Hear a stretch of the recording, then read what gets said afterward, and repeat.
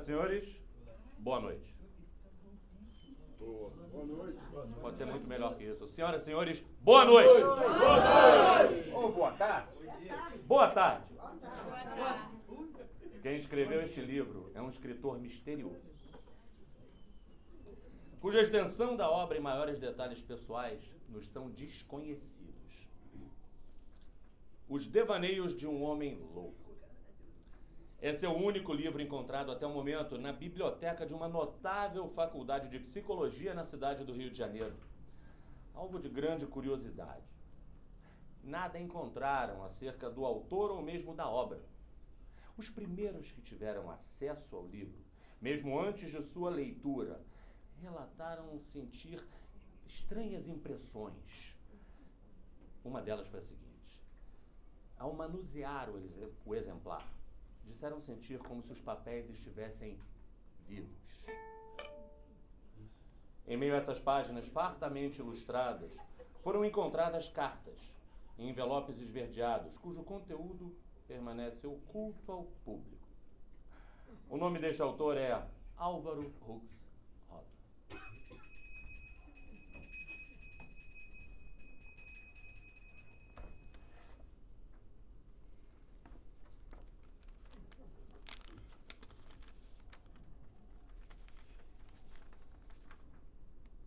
Corajosas almas que arriscam seus fundamentos mais essenciais ao lerem minhas produções.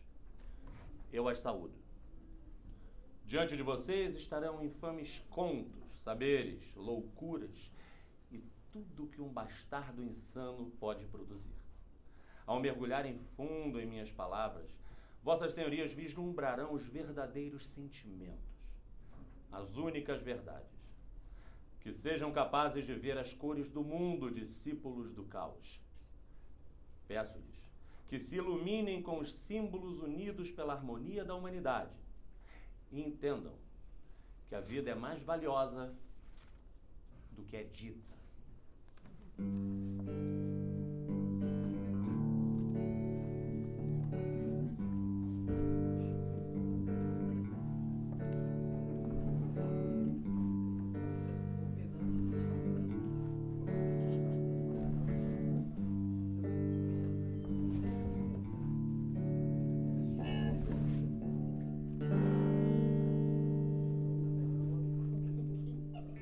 O sonho que contarei para vocês é um dos meus mais recentes.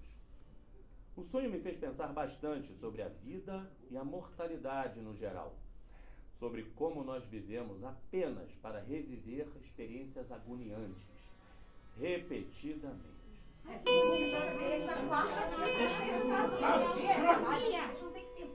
Que lutemos pelo direito de vivermos conscientes. A vida foi feita para se viver livremente.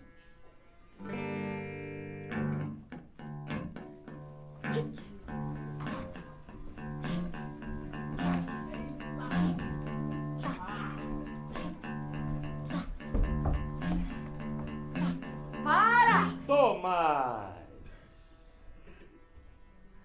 Tomás é alguém que aparenta ser normal. Ele vive de acordo com as regras do mundo. Entretanto, em seu coração habita o mal.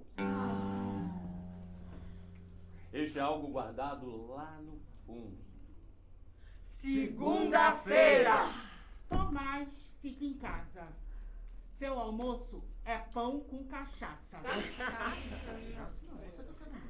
Após comer, mergulha em sua piscina rasa. Olhando para Deus, questiona a sua graça. Onde estás que não respondes? Terça-feira! Tomás trabalha. Ele é cumprimentado pelos seus colegas. Essas pessoas, porém, estão pelo fio da navalha. A eles, Tomás se apega. Quarta-feira, Tomás vai ao cinema. Ao chegar ao local, ele retira o seu uniforme. Decide ver o filme A Garota de Ipanema. E durante todo o filme, ele dorme. Quinta-feira! Tomás quer passear. O seu caminho é rudimentar. Rapidamente ficou sem ar. Com suas últimas forças, voltou para São José de Ribamar. Sexta-feira! Tomás trabalha novamente. Cansado, se estressa com facilidade. Sem paciência, volta pra casa de repente. Assim pode alcançar a felicidade.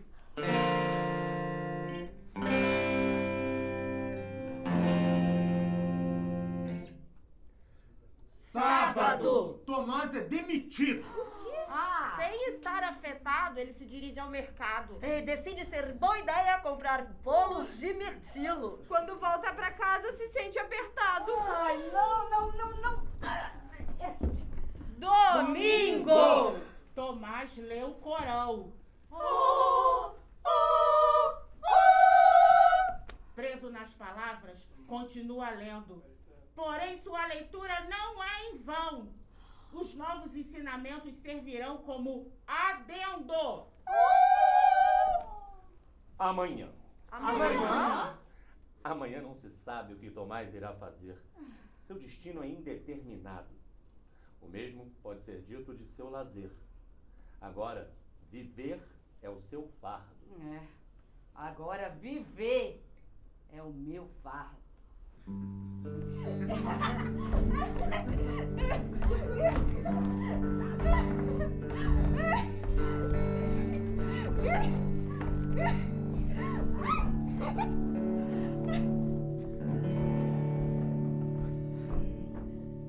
As raízes tanto me agradam que delas fiz plantação.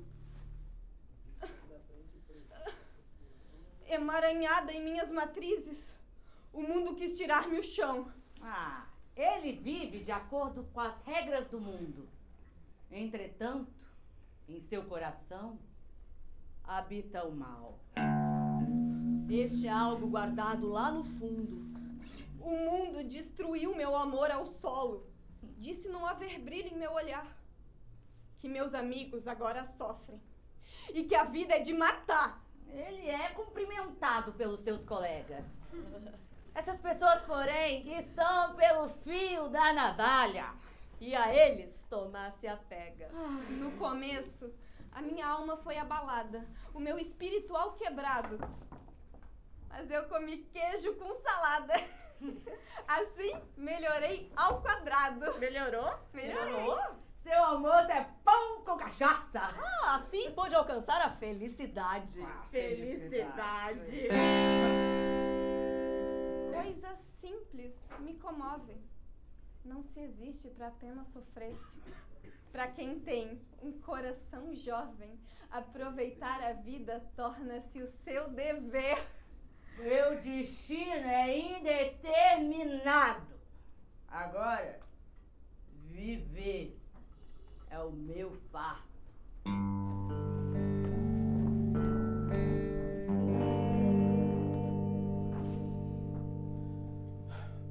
Quando eu ainda estudava os principais conceitos da psicanálise, um amigo meu mais veterano uma vez falou pra mim: A real insanidade é alcançada quando acreditamos que ao realizar as mesmas atividades vamos obter resultados diferentes.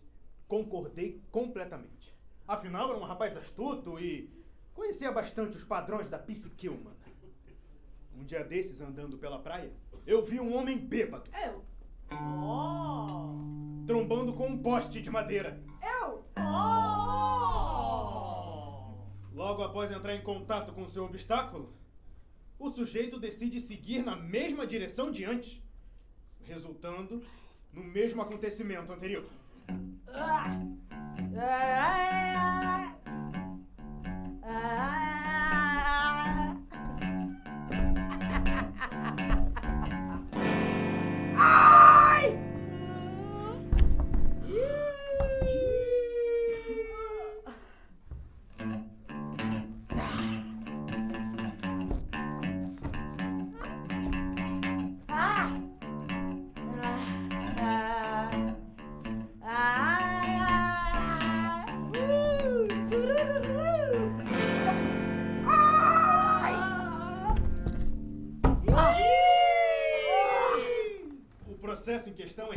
mais algumas vezes pelo sujeito, que nem uma mosca que tenta desesperadamente atravessar o vidro. Com tal acontecimento, recordei-me das palavras de meu antigo e veterano colega. A real insanidade é obtida ao acreditar que resultados diferentes podem ser conseguidos repetindo as mesmas ações. Por conta do que ele havia me falado, considerei a ação repetitiva do bêbado como insana. Se for ver, é um pouco insano mesmo, né? Entretanto, no meio da minha projeção nostálgica, algo surpreendente ocorre. O poste, que antes estava sendo um objeto imóvel perante a força imparável do sujeito, cedeu e caiu. Agora vai.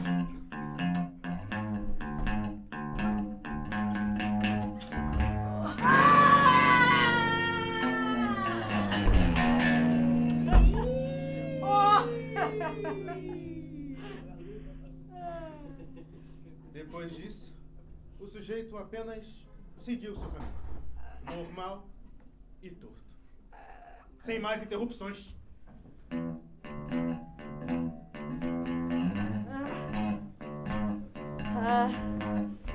Eu falei que agora aí.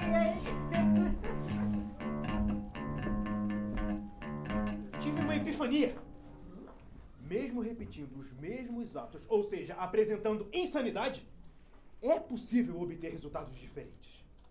O sujeito poderia ter simplesmente desviado do poste? Claro que ele poderia! É claro que ele poderia, porém isso é totalmente irrelevante. E se o caminho do poste fosse o único caminho?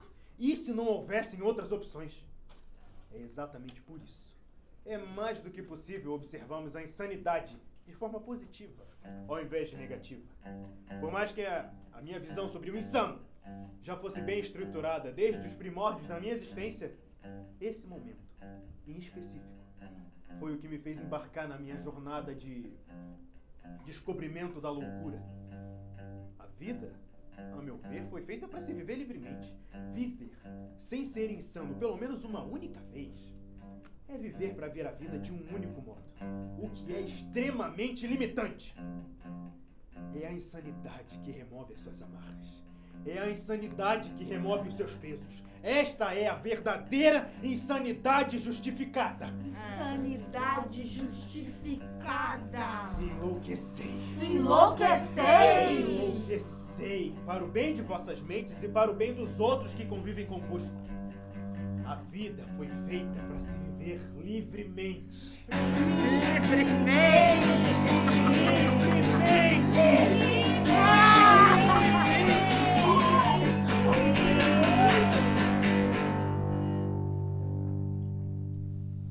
Em minha juventude, eu tinha alguns costumes que definitivamente não eram comuns.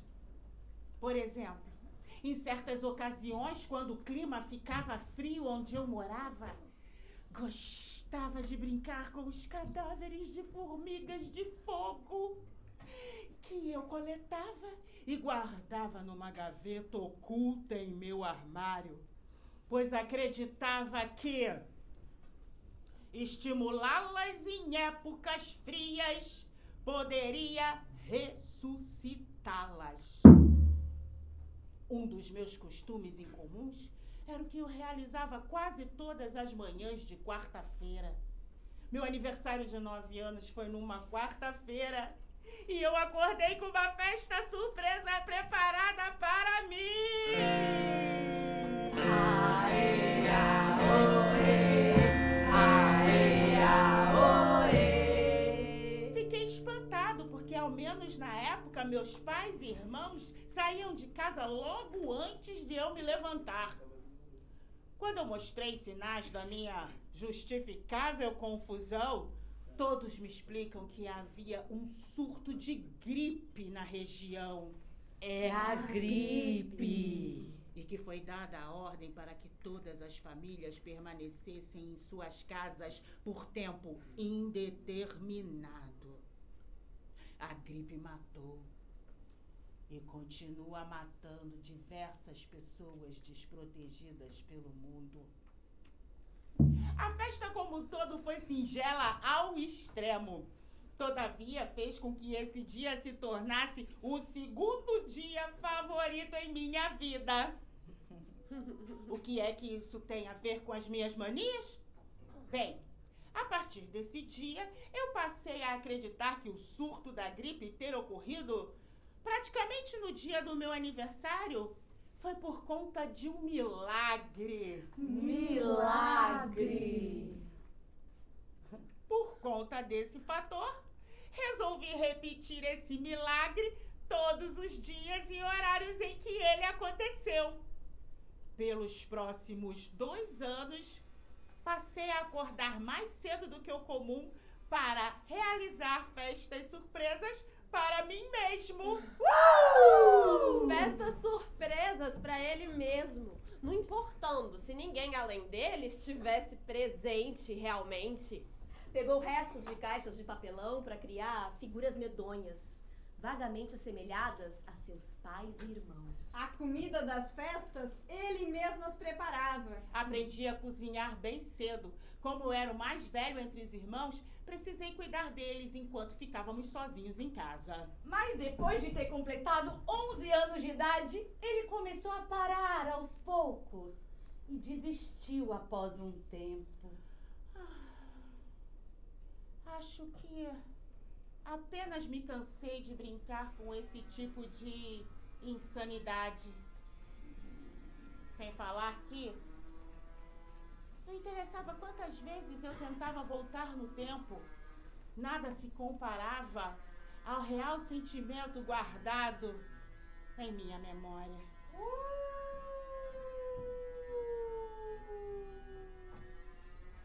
Que minhas características incomuns guiem vocês para a melhor geração de decisões, caros leitores.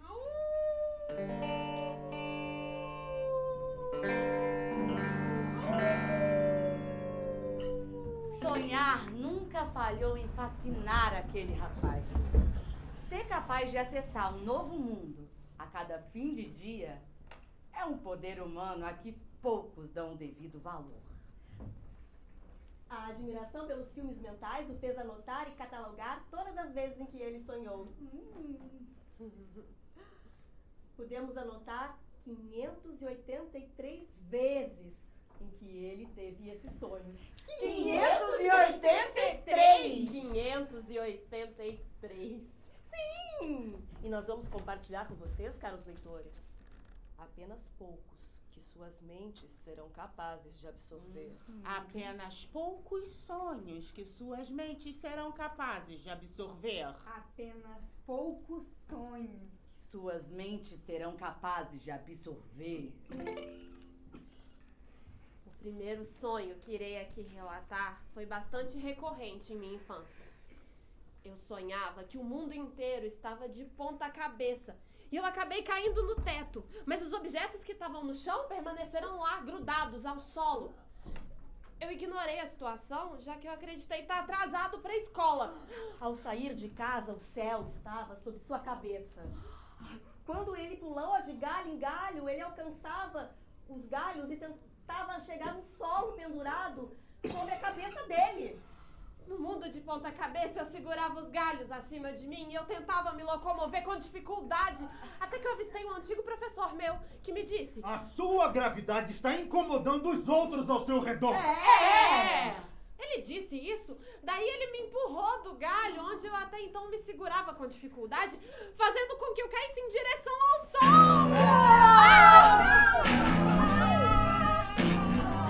A velocidade de queda aumentava constantemente, tão vertiginosa que foi a queda. E ao chegar à estrela que ilumina o nosso mundo, o sol, ele a partiu ao meio. Ele partiu o sol ao meio. O sonho que acabamos de contar tem um espaço especial em meio de suas memórias. Sim, eu tava numa fase da minha vida em que eu me sentia desconectado de tudo e de todos. Eu sou de uma época em que os problemas mais voltados para os lados espiritual e psicológico do povo, normalmente eles eram ignorados. E tratados como inconveniências. Incluindo casos graves das chamadas doenças mentais. Pulou de galho em galho. Acabou caindo no teto. Sonhou que o mundo estava de ponta cabeça. Ei! Eu prefiro interpretar esse meu sonho como uma forma de alerta feita pelo meu próprio corpo. Um alerta para eu permanecer atento ao mundo.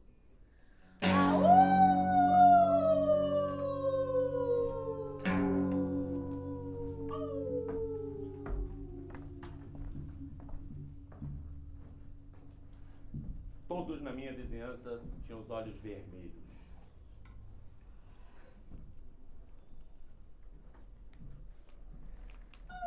Nenhuma alma sequer era capaz de descansar tranquilamente ao escutar o canto de Rodolfo, o cachorro. Aparentemente, sua presença era insuportável para todos os azarados que cruzavam seus caminhos com tamanha entidade. Apenas seu esplendor era capaz de abalar os batalhões. Um dia, porém, houve um silêncio divino. Os poemas intermináveis do Cercanino haviam finalmente cessado. A audiência, exausta, proclamou vitória!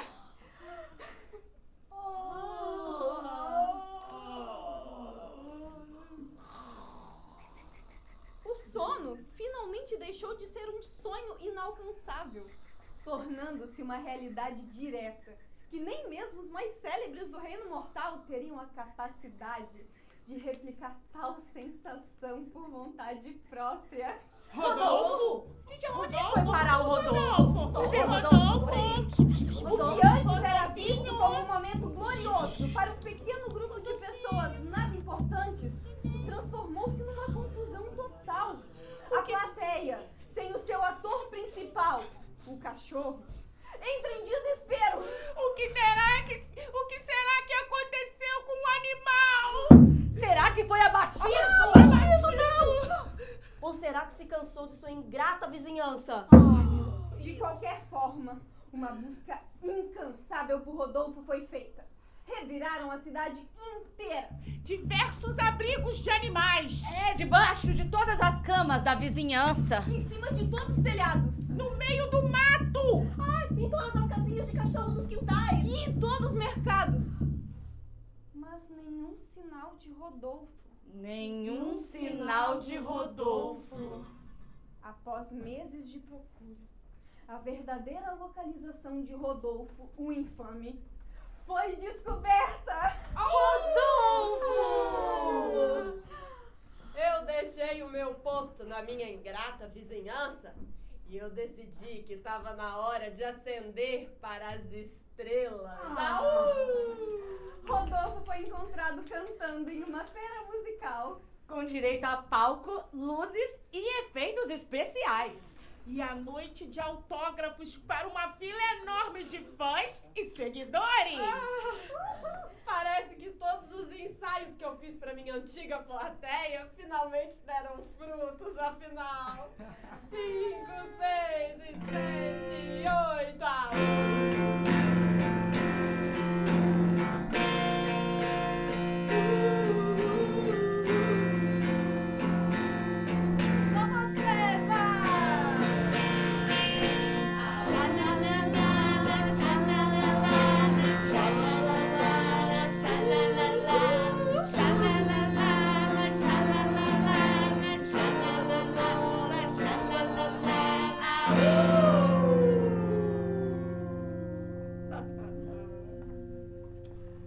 Eu vivia bem em meu universo.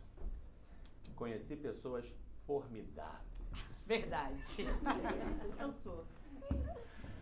E passei os melhores momentos da minha vida com elas. Enfrentei desafios em meu caminho enquanto estive lá. É verdade. Mas foram importantes para o meu amadurecimento. Mesmo que fizessem mais mal do que bem. Agora que estou aqui, selada com outras que tiveram o mesmo destino que eu. É tão escuro aqui. Esperem! Vocês também estão sentindo isso? Eu não sei do que você está falando. Em um dia imprevisível, a feira finalmente abre. Durante uma semana inteira, o Carnaval das Máscaras cria sua bela passagem. Cada máscara possui o seu significado, pesar, fardo, história, poder. Pela pantomima, o mundo manifestado à nossa semelhança reconhece a real natureza de cada um dos seres humanos que aqui habita. Seus sonhos, suas esperanças, suas crenças, suas loucuras, seus saberes.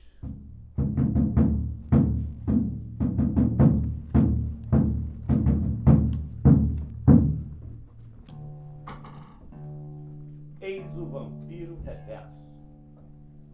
Sua história começa quando, sangrando, perambula pela mata. Procurando por ajuda, vaga sem rumo em meio às árvores, em busca de qualquer forma de vida inteligente o suficiente para melhorar sua condição física.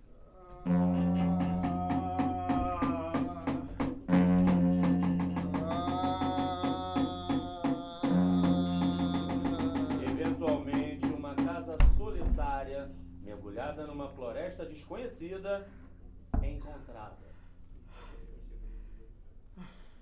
Rapidamente aproximo-me do portal da construção e desesperadamente bato a porta, tentando chamar a atenção de algum improvável morador. O portão da casa se abre vagarosamente.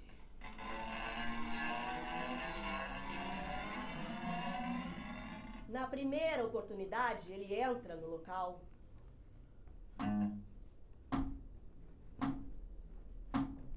Ao adentrar a sala sombria, ele percebe que a única saída visível se fecha por detrás. Meu pânico aumenta ainda mais.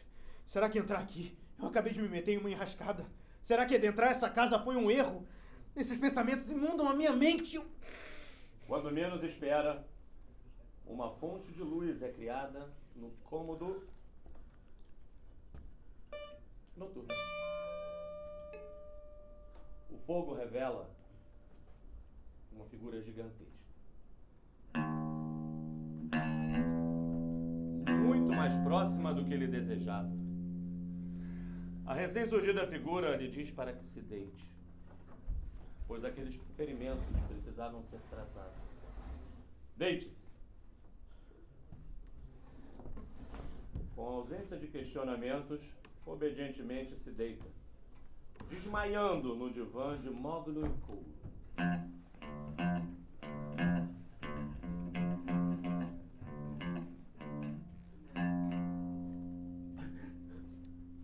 Então logo acordo. Percebo que quem tentou tratar de meus ferimentos fez um trabalho mediano. Notando sua repentina consciência, o anfitrião lhe oferece uma bebida para mitigar a dor.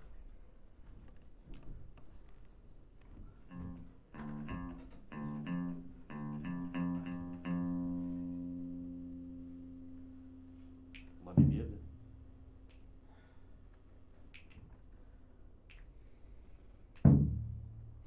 Apesar do atordoamento, a oferta é aceita.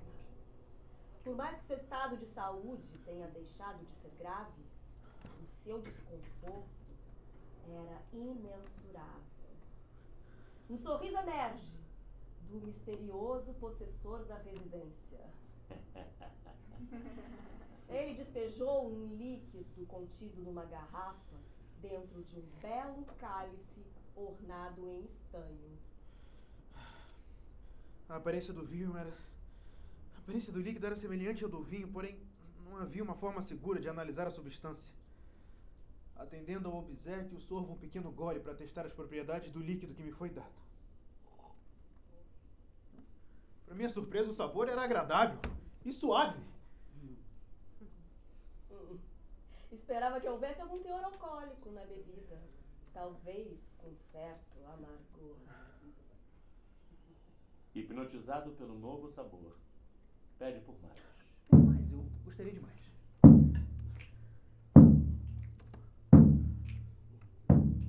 Mais, por favor. Mais. Bota mais aí, cara. Mais. Bota mais, cara. Quem você não bota mais, me dá mais. Novas doses foram gentilmente servidas, acompanhadas por um leve sorriso, discretamente macabro. Após se satisfazer, toda a dor que estava em seu corpo desaparecera. Seus ferimentos cicatrizados depois de um curto período de tempo. A curiosidade lhe faz perguntar sobre a composição do maravilhoso líquido. É feito de quê? O anfitrião me responde com um cordial sorriso e um enigmático cumprimento. O que você bebeu foi uma vez o sangue de outros que aqui habitam.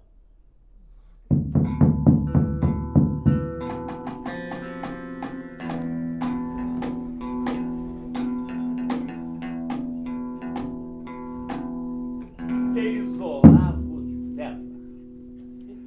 Olavo César era um simples camponês que morava com seu pai, José César. Ambos possuíam vidas comuns, que eram sustentadas por trabalho honesto. Ao menos essa era a realidade até o dia em que Olavo voltou para sua casa e viu o cadáver de seu amado pai estirado no chão. Não! Seus ferimentos indicavam a possibilidade da causa de sua morte ter sido assassinato. Foi assassinato.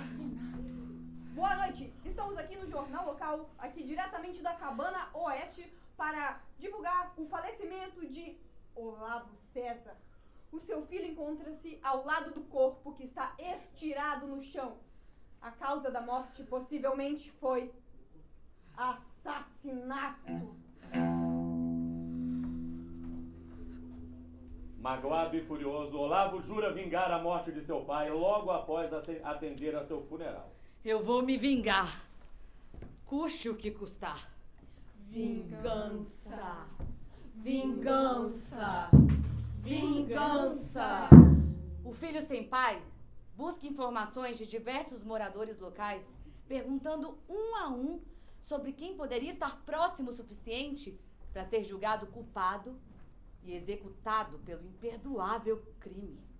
Depois de um determinado período de tempo, Olavo interroga um guarda local. 1000 perdões por incomodá-lo justo no horário do teu serviço, respeitado senhor. Necessito, porém, saber que almas vagavam próximas da Cabana Oeste na manhã de ontem. Houve um assassinato. Sinto muito, mas é impossível ter sido alguém aqui da vila. A Cabana Oeste fica afastada demais do restante da aldeia. Seria impossível algum mau caráter daqui de dentro ter feito isso. A não ser que... A não ser que o quê? A não ser que a pessoa que tenha feito isso seja de fora da aldeia. Nesse caso, só existe um mau caráter o suficiente para ter feito uma atrocidade dessa na janela de tempo que você me descreve. E quem seria? Quem seria? Quem seria? Quem seria? São Bernardo Fidalgo. São Bernardo, o Fidalgo. O quê? São Bernardo Fidalgo! Digo, ele e seus rapazes faziam uma trilha próximo da Cabana Oeste no momento que aconteceu a fatalidade. Se esse é o caso, então ouvi tudo de que precisava. Agradeço pela informação, guardião. Estou pronto para realizar a minha tão aguardada vingança. Espere, jovem. Ainda tens algo a dizer, então? O guarda se aproxima lentamente de Olavo e sussurra em seu ouvido com um tom sério. Cuidado com as garras do Fidalgo. Garras do Fidalgo? Tomarei, meu senhor. Sei do que ele é capaz.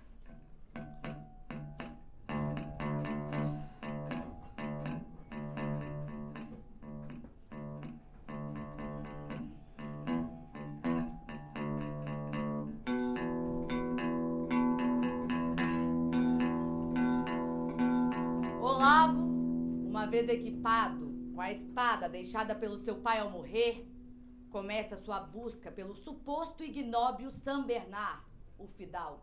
Com a trilha feita por ele em mente, o órfão vingativo segue-a com a intenção de encontrá-lo pelo mesmo caminho. Olavo atravessa a densa floresta, conectada diretamente a uma das extremidades de sua vila, e vai em direção ao chão trilhado.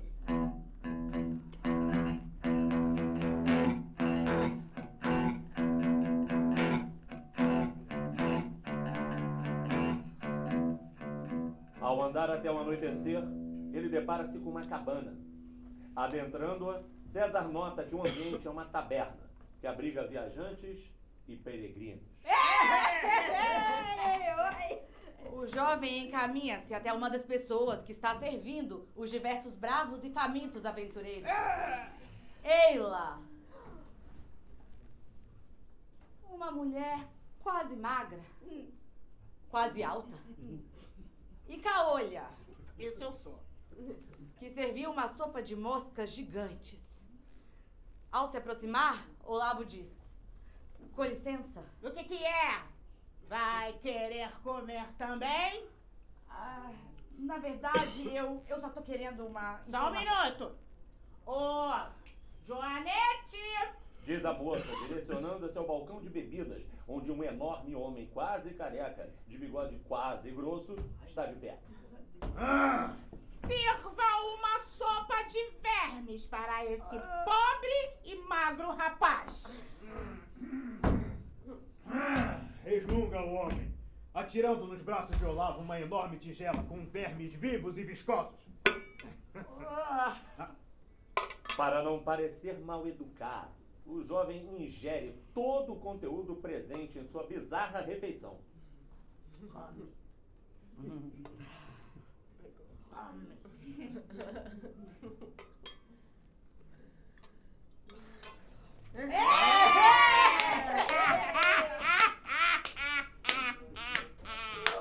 Muito bem. Ao terminar, ele chama a atenção da garçonete novamente. Desculpe por incomodá-la mais uma vez, mas é que eu O preciso... que é, meu querido? Vai querer comer mais um pouco? Não! Quero dizer, não, muito obrigado. Eu apenas quero saber se você sabe por onde anda São Bernardo, o Fidalgo. São Bernarde, o Fidalgo. Ao dizer esse nome, todo o tumulto e agitação e barulho da taberna cessaram.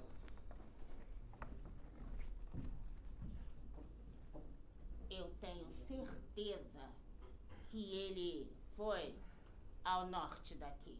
Mas por que você quer saber? Eu irei me vingar do que ele fez ao meu pai. Sendo assim, eu confirmo. Ele foi ao norte daqui. Muito obrigado por me informar. Agora, se me dá licença, eu... Peraí, garoto! Volta aqui! Algo de errado?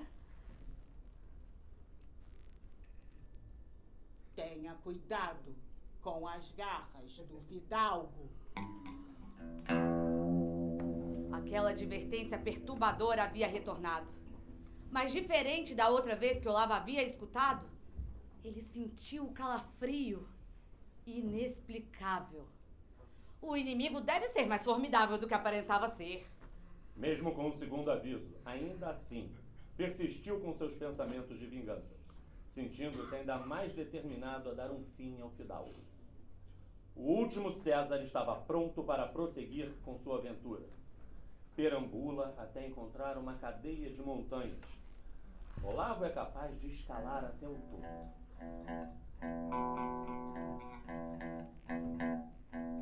Chegando lá, a vista de uma cidade é revelada.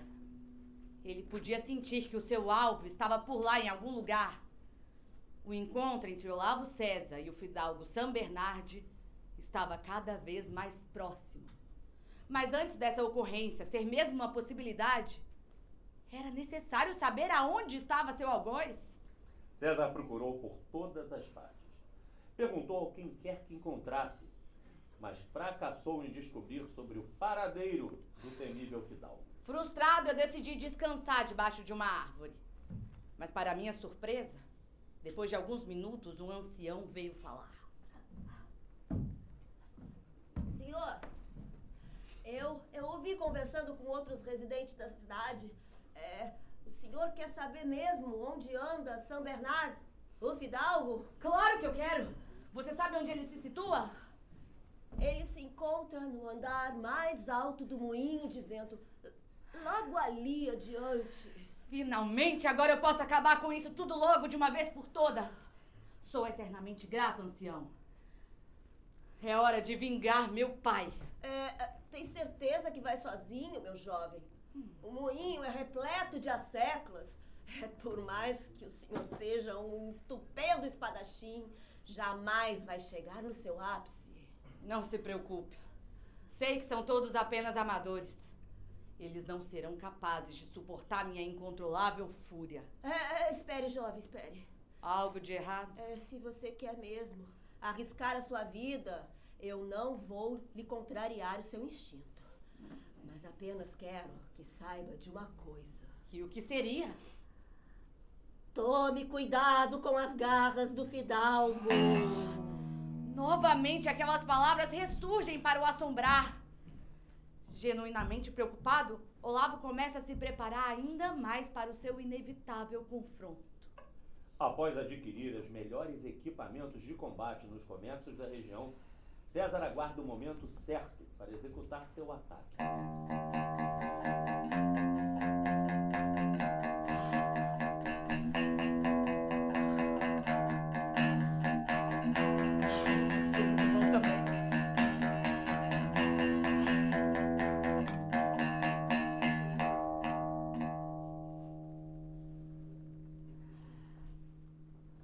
Ao anoitecer, o jovem amargurado pela perda e fervendo de ódio, decide invadir o moinho de vento.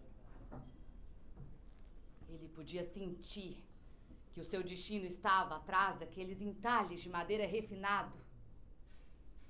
Sem hesitar, abre a porta.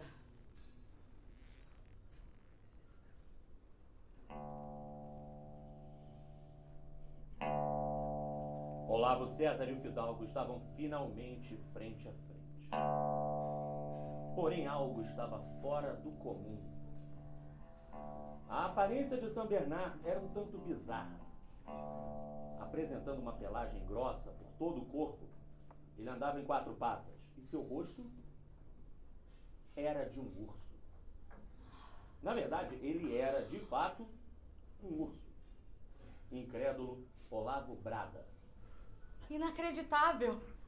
Então era por esse motivo que as pessoas ao meu redor me diziam para tomar cuidado com suas garras. O Fidalgo era um urso, esse tempo todo. Um urso. Quem diria?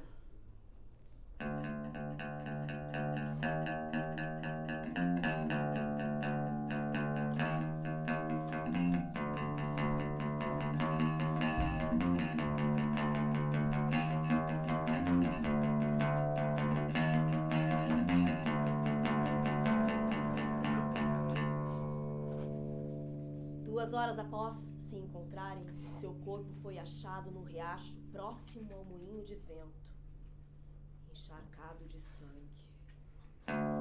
Olavo César finalmente descansará em paz.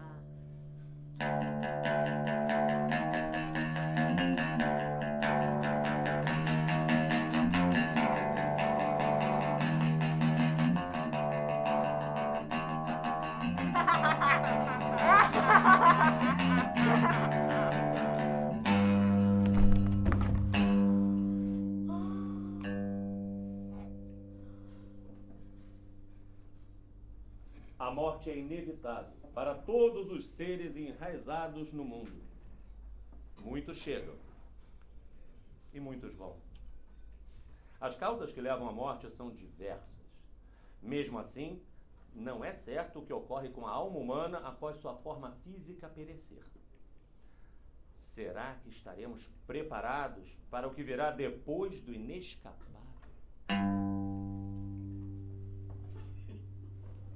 No caminho de volta para casa, Jonas faz um sinal com a mão para que ele possa pegar um táxi, entrar no veículo e seguir para o seu destino sem complicações. Mas ao ser atropelado pelo próprio veículo que seria responsável por levá-lo para casa, o verdadeiro destino de Jonas revelou-se ser o seu próprio óbito. Eis que após o incidente, ele se levanta de um chão rochoso e observa o horizonte coberto de neve. Mas, não é possível. Eu realmente morri? A sua linha de raciocínio é totalmente abalada. Entretanto, ela é interrompida por uma voz soturna, grave. 2 moedas para o barqueiro. Ele se vira em sua direção e observa um homem encapuzado, de pé em um pequeno barco de madeira e ferrugem que flutua num vasto rio. Eu não acredito, não. Isso não pode ser verdade. Eu tinha tanta coisa pra fazer, tinha muito pra ver também. Senhor. Eu nem me despedi do pessoal, não terminei a novela das 6. Ai, eu acho que eu deixei o fogão ligado. Senhor! O quê?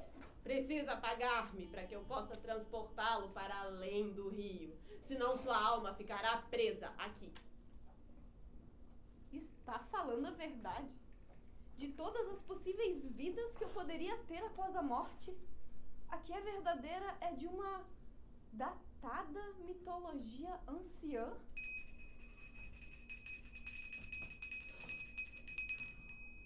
A mitologia a qual ele se refere é o mito de Caronte, o barqueiro dos mortos. Escute-me!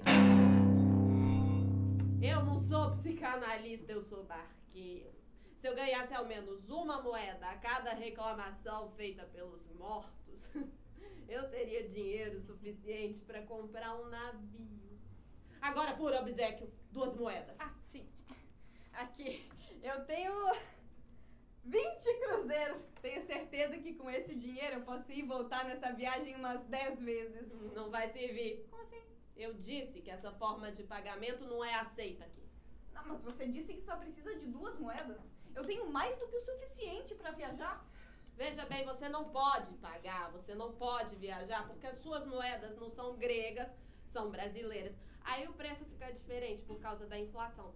Sem contar que nós só aceitamos dracmas mesmo.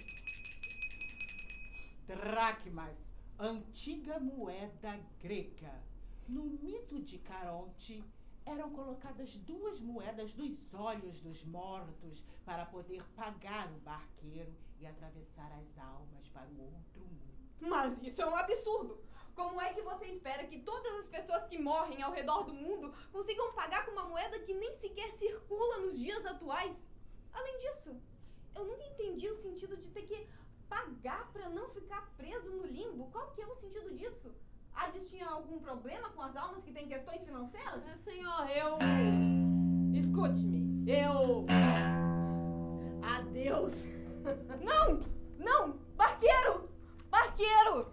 Adeus, disse o barqueiro, enquanto rema lentamente em direção oposta ao de Jonas. Não, por favor, me espere, me leve com você. A gente pode dar um jeito. Quem sabe se a gente converter o valor das moedas, eu consiga pagar a passagem. Barqueiro! E o barqueiro some em meio ao nevoeiro espesso. Oh, poxa vida. Bom, espero que pelo menos eu possa comprar uma paçoca infernal com o dinheiro que tenho em mãos.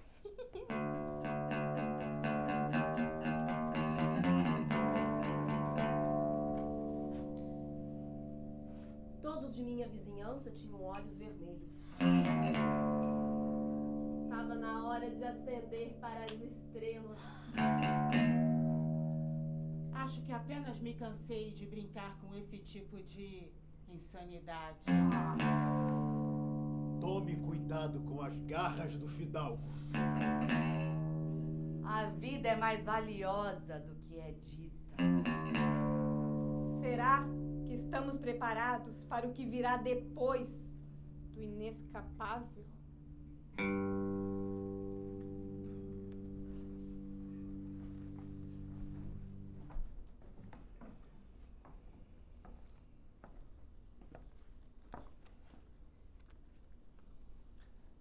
Espero que tenham gostado do meu pequeno livro, leitores. Fico feliz porque pude compartilhar uma dose saudável da minha loucura com vocês. Que o caos e a insanidade mudem as suas vidas para o melhor. A história contada, mesmo não apresentando sinais de existir ou ser baseada em alguma alegoria real, foi capaz de penetrar em mentes como a minha e as suas. Se ela existe de fato ou se não passa de um delírio individual, permanecerá um mistério, até que seja provado o contrário. Tudo é impermanente. Tudo que existe é vivo. E tudo que é vivo morre. Mesmo assim, nada impede de tudo renascer algum dia. Seja um pássaro, uma pessoa, um sentimento, uma pedra. No final, não importa quantas vezes nos derrubem ou arranquem os nossos galhos. Sempre voltaremos. A vida foi feita para se viver livremente.